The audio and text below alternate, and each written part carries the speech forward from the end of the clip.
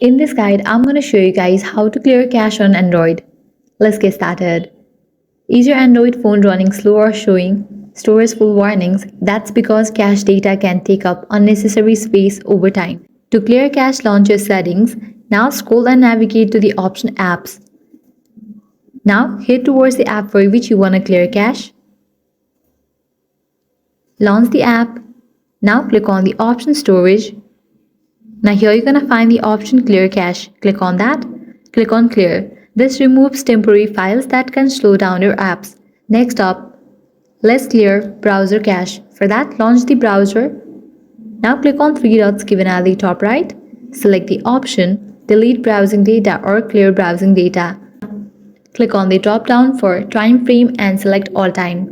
Now click on delete data, and that's it. This way you can easily clear cache on Android device. If this guide helped you out, do not forget to like, share and subscribe.